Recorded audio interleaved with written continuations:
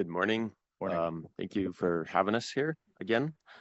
Appreciate the time and effort and everyone's put into these long series of workshops and look forward to continuing dialogue. I'm Eric Lobashevsky with Department of Water Resources. I'm joined this morning with Dr. Lenny Grimaldo and Dr. Louise Conrad from Department of Water Resources and Dr. Chandra Shil-McCurry from the State Water Contractors. With a little bit of a combined panel this morning to just help you navigate a pretty packed agenda. So, but we'll get focusing in on this alternative 6A in a minute. All right, just building on some comments earlier this morning, I just wanted to kind of re-emphasize or emphasize some of these big drivers for the ability to protect future water development in this state and in this important Bay Delta region. Multitudes of factors and reasons why: climate change, population growth, drought management, species protection, including other state priorities such as SGMA, salmon resiliency strategy, water resilience portfolio, hotter drier strategy, so forth and so on. Just note that when we talk about future water development, it does not mean large scale projects, it can also mean small scale projects. And some of those small scale projects, such as some groundwater storage projects, and that are keenly important to local communities and help feed those larger drivers I mentioned on this slide. And it's not obvious. It's obviously not an exclusive list of drivers. It's some thoughts to just throw out there. So I think with that, that's my opening pitch, and I will hand it over to Dr. Shil-McCurry here. Thank you, Eric. Good morning, board members. Thanks for the opportunity to speak to you about the modular alternative 6A and the importance of that, getting it right. So in the context of need for continued water development, on this slide, I'm showing you the state water project exports and how they have trended over time since the decision 1641. Prior to the 2009 biological opinions, as state water project allocations were averaged about 77%. The 2009 biological opinions resulted in about 700,000 acre-feet decline in their long-term average state water project exports, and about 1 million acre-feet combined with CVP exports. In the last 15 years, we had 3 sets of biological opinions. Each version incorporated the best available science and tweaked the rules accordingly. However, the long-term average exports remain largely similar.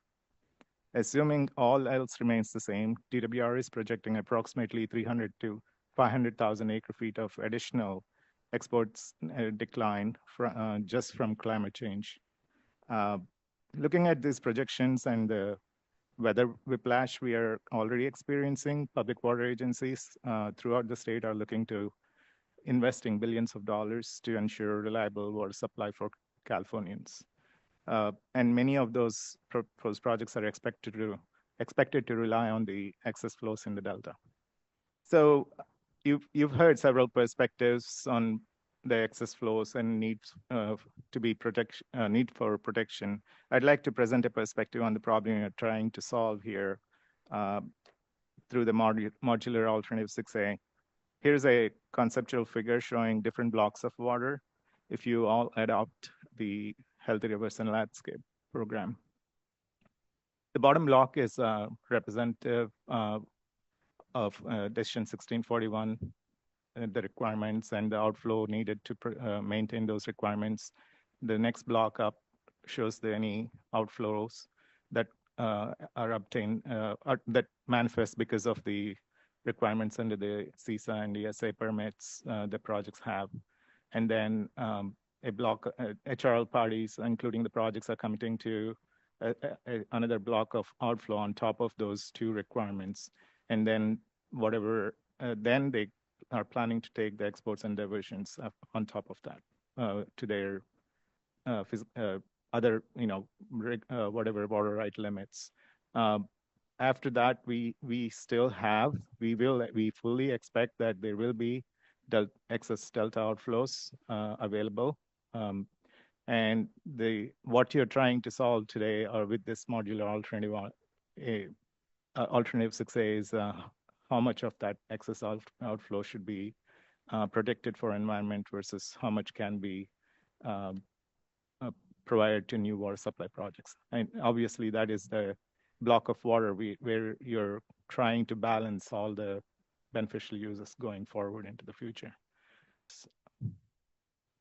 Now, in some of the questions some of you have asked the board staff, hopefully I'll try to put some context to that. I'm sure I'm not answering all the questions you raised, very important questions to consider. But what I tried to provide here is what outflow ranges are we talking about? How much amount of time are we talking about where the potential conflict between new water supply projects need for excess flows versus environment's needs for excess flows? I just wanted to demonstrate that to you. You heard from the staff earlier this morning that one of the options they have, option one, identifies 42,800 CFS as a outflow threshold that they would propose, at least they're proposing in the POI, or the program of implementation right now.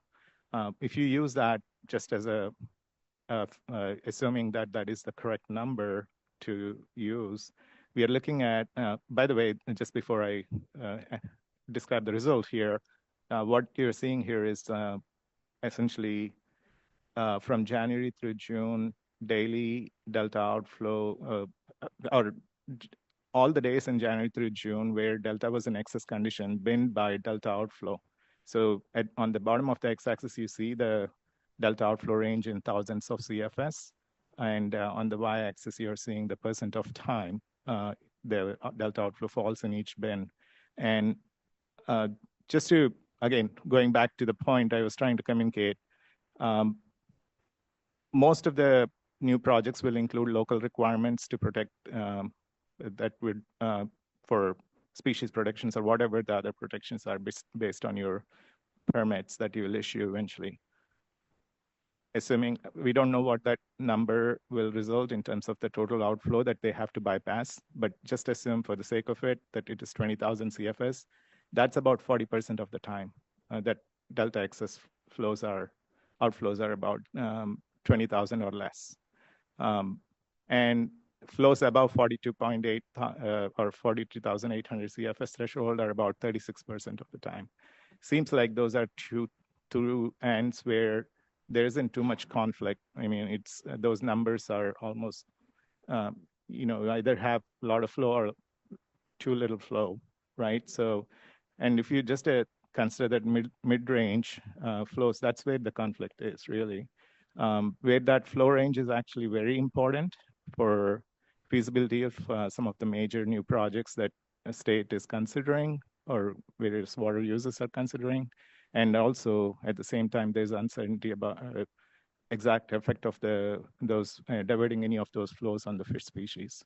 So we need a lot of precision and balance to make and getting it right. So I hope what Dr. Grimaldo and Dr. Conrad are going to present today will help you get there. So without getting into the list of this, there's just a list of projects that were listed in your draft staff report. Sorry. I'm not sure we need the specificity on the slide. I'm not sure it's it looks like the table was from the draft staff report. Let's not get too specific. Okay. Yeah, we just won't dive into No, specifics. I'm Yeah, not. appreciate it. So again, I want to hand it over to Dr. Grimaldo. I'd like to just note that many of these new projects are estimated to start operating beyond the HRL timeline, the 8-year timeline that's proposed under HRL. So you do have time to make, making this decision about modular alternative 6A and rely on the framework that DWR staff are going to walk you through and rely on the best available science before you making that decision. With that, thank you. Thank you, Dr. Chillimakuri, and thank you, board, in advance for hearing our proposal today.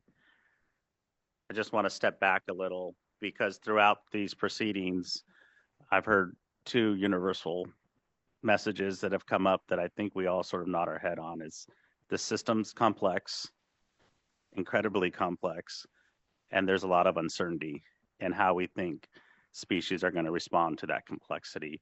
And any new method that we develop for protecting base flows of the HRL program. And in thinking about that complexity and thinking about that uncertainty, that resonates for someone like me who's doing research for 3 decades in the Delta. The more that we learn, it just opens the door to the more we don't know. So in thinking about this process and this exercise of walking through how to develop a method for protecting base flows, there's 2 different approaches you can take.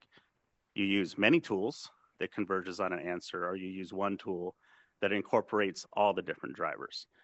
And this is really important under climate change, which you're all hearing about, that the system's changing under climate change, right?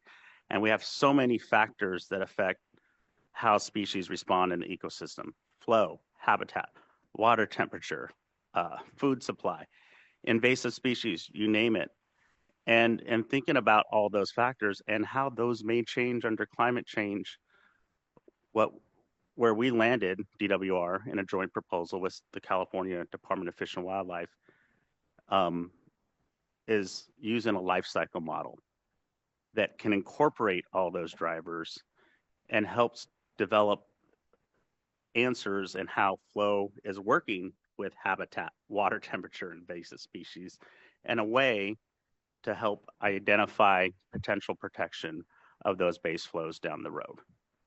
So just to move on from those higher level points, one other higher level summary here, and I'm happy to take questions at the end on this, is our focus here is on longfin smelt. Now we know in the 2017 scientific base report, there are a number of analyses that were done that connect the dots with outflow and how native species respond. But I would argue that those mechanisms are different for those different species. It's either due to physics, tributary inflow, or other items. Longfin smelt, in our opinion, represents, and the evidence suggests, a direct relationship to outflow, meaning outflow partially explains their abundance. And do we know all those mechanisms? No, we're working on that. And Dr. Conrad will speak to some of the new science we're learning and the new science we plan to do. But really, this proposal is focusing on longfin. And we know that at some point down the road, we're going to have to update this method to account for all those other species. So this is where we're focused for now. And we think with the advantage of time and existing processes and new science proposed under the HRL program and the department's new incidental take permit that was just issued this past year, using that science to generate a robust life cycle model to help work through new information gained, but also taking all the complex information out there and using that to inform how you would protect base flows. So I think the natural question is, so what's the timeline for this life cycle model, and how do we work through the process? And how do we account for the portfolio of actions that we're doing under the incidental take permit and the HRL program? So our proposed timeline works, we believe, nicely, consistently with what we identified as part of our science program for checking in with the board on how items are responding over time. So in a nutshell, we have already started the development of the longfin life cycle model. We're working on it. We expect for that model to be complete within 3 years. And within that timeline, working with a multi-agency group, what we're really trying to do is set up that life cycle model in 2 ways. One, to help address the question at hand here, how to protect base flows under new or expanded water rights. But 2, just get a better understanding of those drivers. For example, it could be that habitat's important. We determine that from that life cycle model. Where do we restore that habitat and how much habitat? That's the concept with using the life cycle model, because you could input all those important. Yeah. Can I follow up on that? Yeah. How does that fundamentally get us to the issue of protecting the VA assets and outflow from new projects? just trying to kind of connect the dots with a lot of important science that I agree needs to be done around the complexity and life cycle of longfin smelt. But how does it directly kind of connect to this problem that the board is trying to solve for? Right. So what it takes is a three-dimensional problem, is which I laid out, and I should mention, and not using a one-dimensional solution or tool, which right now it outflow alone and one threshold number may not be the answer if you don't consider food, habitat, temperature. So you can identify an outflow threshold or a range of thresholds in consideration of all those other factors and how those change over time. Because what you would choose today under the existing environment is likely to change for those other factors. So you could still work on an outflow protection number, but that's generated through a life cycle model that takes in consideration all these other factors. Does that help? Somewhat. Okay, well, we could revisit that if need be. But just working through the different pieces here, what we really want to do is keep reporting out on the development of the model, but also reporting out on new science that we're collecting through the new permits. And by water year, prior to year 7 of the program, we want to have a model that, I'm going to say this in this way, that spits out hopefully the answers or flow protection in consideration of these other factors that are important for new or expanded water rights. Vice Chair. In follow-up to the chair's question, I'm hearing this could go one of two ways, so just seeking some clarity here. In year 7, would there be a triggering mechanism to protect those flows, or the recommendation is that it would go before the board, some future board, in a triennial update for consideration of an updated plan? It's the latter. The latter. That's how we see that, yes. Sorry, just to, Board Member Firestone. to follow up though. So what's the proposal to protect them before you get the life cycle model?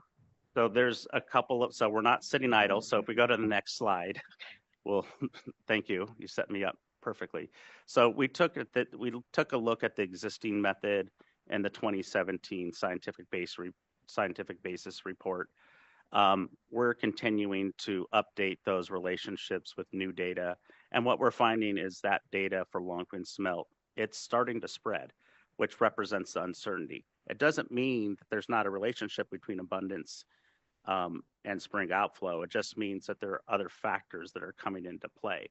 And that's playing out with these relationships that you all have seen, ad nauseum over time, right? Spring outflow, longfin smelt abundance, and those are getting sloppier over time. But when you account for adult stock, the number of adults out there, now that relationship starts to tighten again, and that helps explain that. So through a Bayesian framework analysis that we're taking in a way that helps describe that uncertainty in a more robust way, what we're seeing is, there's different probabilities for reductions or changes in abundance when you account for the number of adults out there, which the original relationship did not do. So we're still working through that. That could be helpful for informing as we move along in the process. And then next slide, and we're doing this, as I said, in collaboration with our partners from the California Department of Fish and Wildlife. And we continue to work through these different methods because, as I said, you could use one tool that gets you there, but in the interim, we're using multiple tools and multiple sophisticated analyses to try to incorporate that importance of the numbers of adult, and how that affects the number of juveniles, and how outflow then affects the numbers of juveniles produced in any given year. And then along with that, we can identify population growth thresholds as we're moving along in time in the process. And this is all done in parallel with the development of the life cycle model. And in short, when I say population growth, this is a key metric that was identified in the staff report. Population growth just means, do we get more higher population over time for any given management action or less? So really through these more sophisticated, robust analyses that incorporate uncertainty in a different way, you could develop different approaches for how you could maybe tease that apart in the interim.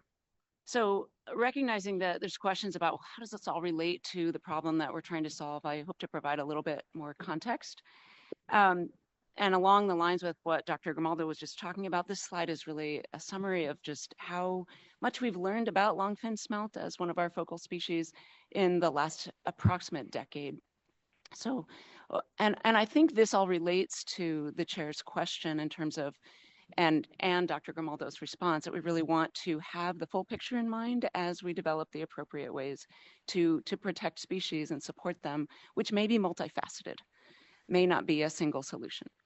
So, or a single knob that we try to turn. So in the first lesson here regards that top picture on the right, we've learned through sampling studies that occurred through UC Davis over a near decade of time, about 2011 through 2019, they really showed the importance of these shallow water habitats. They're in the western part of the system, especially in the South Bay region, persistently across many different hydrologies, seeing adult longfin smelt using these shallow water habitats. And then when we had periods of time with higher precipitation and freshwater flow, we see use of those habitats by the larval stages as well. That, just jumping down two bullet points, was some companion work also showed that there's a high incidence of food supply here in these habitats. So this, importantly, is an area that was not part of many of our long-term monitoring programs. This wasn't really studied adequately. Many of our programs are sampling more in the deeper water areas and certainly not as far into these peripheral regions of the Bay, San Pablo and South Bay regions. Dr. Grimaldo's paper that's referenced here regarding monitoring is literally called Sampling Uncharted Waters, because through his work that was in 2013 and 2014, was able to show that the longfin smelt were using a broader range of salinities than we previously understood and were sampling for. So those first three bullets really have shown us that the extent of the species is broader than we thought, and the real importance of the shallow water habitat, which was honestly something that was of interest because of the investment and restoration in that area in the last decade. And then to that final bullet regarding entrainment. As we think about this question of how do we support the species, we have to be thinking about the knobs we can turn. One of them that's received a lot of science investment in terms of what happens when you dial back entrainment has been a pretty important series of papers. One highlighted there that comes from Dr. Kimmerer, who established the relationship in the first place with outflow, conducted some real sophisticated modeling with Dr. Gross on the population size and then the proportion of larvae of that full population that might be entrained across different hydrologies. And what they learned is that the entrainment effect was too low to really impact the population. It's a pretty interesting read just to read the last page or so, where they really show that, especially in these wetter years, the distribution is such that even if you do dial back entrainment, you're unlikely to manage the population that way. So that said, I think that's been an important point of science investment. And one of the purposes that as we go forth and if the board does adopt the Healthy Rivers and Landscapes program with its companion science program, hope to really invest that same amount of research into the outflow question. So getting to the next slide. I want to note that some of this work is already starting. So as part of other efforts, in response to the knowledge that the long-term monitoring programs were not capturing the full distribution, there's been an effort to expand the larval and juvenile smelt surveys starting in 2022 and 2023, adding stations in San Pablo Bay so that we get a better picture of the species. And right away, as soon as those stations were added, we started seeing more fish, and that's highlighted in the green stations on the left and then showing up in the sampling results in the smelt larval survey in 2023. So this survey expansion is part of a larger ongoing survey redesign effort to ensure spatial balance so that species distributions get their proper look in the monitoring programs. And these efforts now, they're already happening, really put the HRL science program well positioned to evaluate some of its hypotheses regarding outflow. So if we can go to the next slide. One, and you can advance one more time so we just see the full slide. Thank you. Just highlighting what our hypotheses are given the best available science that we do have, and in drafting the science plan. I think you've seen these before, but this is just a reminder and update that our science plan for the Healthy Rivers and Landscapes program predicts that with increased spring outflow as proposed as part of the HRL program, that we would see a more westward distribution of larval and juvenile longfin smelt distributions, which would result in what is often low, but it can even decrease from there entrainment of larval and juvenile longfin smelt. And then importantly, and we'd see an increased annual abundance of longfin smelt in both adult and larval life stages because of the greater access to important habitat that we now know is really important to the species. And with the science program, we'd be partnering with the longfin smelt science plan that's developed for the State Water Project's incidental take permit, which Dr. Grimaldo spoke to, and has as real centerpiece the development of the life cycle model. In companion with that life cycle model, along with the analyses that we're pursuing in partnership with Department of Fish and Wildlife, really we'll be able to look at what are appropriate thresholds and at what time of year within that spring season are going to be effective for supporting longfin smelt. So I think that's the important piece, is that the option one in the program of implementation, the draft program of implementation, is based on a threshold that's from 2017 staff report and other analyses. And what we're looking to do is, with this new knowledge and with more robust monitoring programs that capture the full distribution, examine what an appropriate threshold is and in what years. Threshold tagged to longfin smelt meats. Correct. Okay. Yes, yes. Knowing there's other species, of course, as well. That's where, a single species approach is kind of where the ESA kind of forced us into. Just be candid. And I think what the opportunity here with the Bay Delta Plan update in Puerto Colón and our broader authorities is to kind of lift us out of what is otherwise, we know, a lot of contention around the ESA and what it does and what it produces as outflow as a result. But we're talking about this sort of other side. And so feel concerned sometimes that we kind of get dragged into the kind of ESA world because it is such a driver in so many of our discussions. And again, this attempt is to actually kind of lift us out of that. Yeah, I appreciate that. And I want to, for the purpose of this presentation, we focused on longfin smelt, but I do want to highlight that the science plan has multiple hypotheses regarding spring outflow, and those include zooplankton, harmful algal blooms, and other species, including white sturgeon. So we do want to take that ecosystem perspective as well, and we respect that and appreciate that driver behind the water quality control plan update. I think it is unique and really important for that reason. So I just point taken, and hoping that the science and the intent for the science is to be broader than longfin smelt. We do see it because of what Dr. Grimaldo mentioned, is it having this tight relationship with outflow.